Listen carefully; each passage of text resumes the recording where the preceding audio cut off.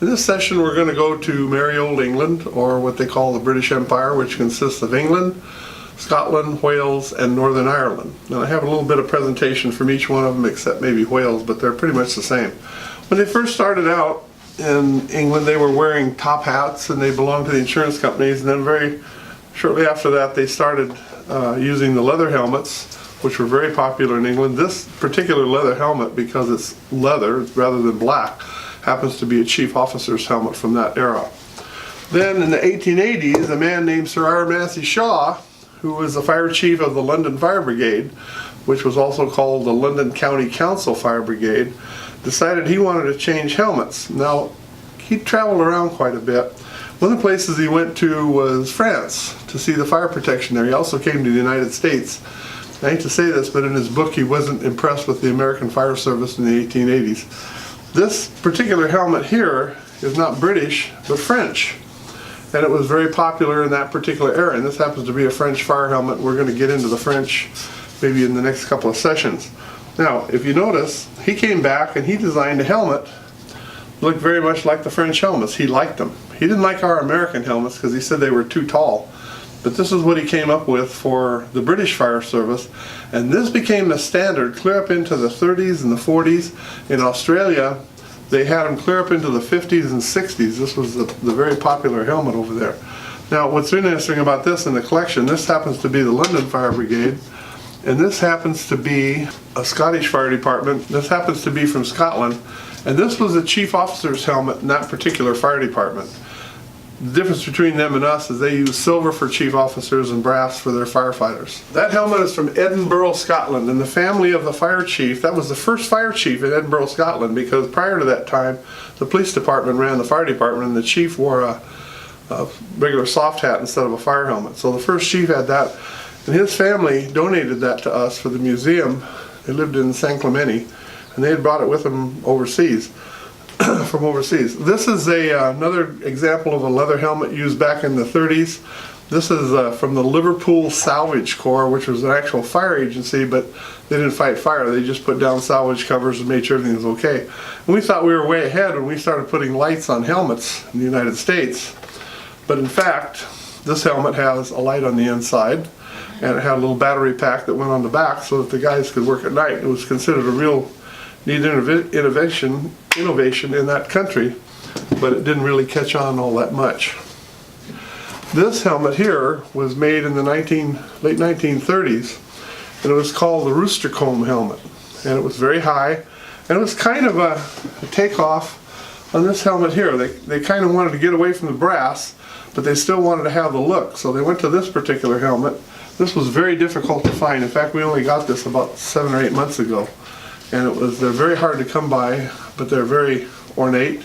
You imagine putting that on your head and trying to walk into a door with it? Then the war broke out. When the war broke out, the fire service in Great Britain was nationalized. And by that I mean that everybody reported to one chief in the whole country. And what they issued was the British Tommy helmet, and they put this little insignia on the front. The first one was the Auxiliary Fire Service, and then they went to the National Fire Service, and this told the area that they were in, and then of course they had the insignia on the front. We also have a coat from that area. This helmet has probably seen more big fires than any helmet that we have in the United States, maybe less than New York or Chicago, but still it saw a lot of fire during World War II. You know, the Germans were bombing the dickens out of England at the time. After the war, they went back. Now this is made out of cork, and this is made out of cork either, and it's a lot lighter. This helmet was extremely popular in England for many, many, many years. And in fact, this was from the London Fire Brigade, and it is the very first helmet that I received in my collection from an overseas department. And I was very pleased to get that. Also about that time, the National Plastics Company came up with this helmet, which is a compression molded helmet. And it was kind of popular. It's a little bit heavier than the cork helmets are, but it was more sturdy and I guess it lasted a little bit longer. This one happens to be from Cornwall County, and again, a very popular helmet. It kind of looks like what we're doing in the United States about that time too. This helmet is another Northern plastic, and I have to mention this because a lot of people don't know that Northern Ireland is not part of Ireland, it's part of the British Empire. But this one happens to be from the Northern Ireland Fire Service, which they only have one fire service in Northern Ireland.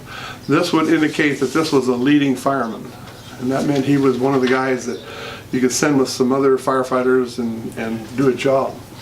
Then in the 1950s, they came out with this helmet, and they thought this was going to revolutionize the fire service in England. And it's not, doesn't have a lot to it. This is made by the Cromwell Company, and they thought, hey, we need to modernize our fire helmets and get rid of the combs on them. So they came up with this helmet, and it only lasted about 2 years. And the fire service folks said over there nah, we don't really like that. There's not very much to it, not very much protection, especially around the back of the neck here. And they kind of went out of existence. Had a very hard time finding one of these for the museum. Also, in the early 50s, they came up again with the Hendry Company, and the Hendry Company developed this for aircraft crash fire rescue. And it was a shield that came down and sat on the front of the guy's face so he could go in. This happens to be from the London Heathrow Airport. And again, this is a leading fireman, it has the 2 white stripes on it. And it was a very, very popular helmet for a while for the airport crash people. They tried to get it into the regular fire service, and once again, the firefighters liked the comb on the helmet, and they didn't really like to have something that was kind of plain like that, so they didn't do anything with it. Then, and I can't go any further than that because I don't have any from the modern fire service, but the modern fire service over there is now wearing a Cromwell helmet that is a complete wraparound European style helmet, and I don't have one of those in the museum. So next time I believe we're going to go to Czechoslovakia, so we'll see you then.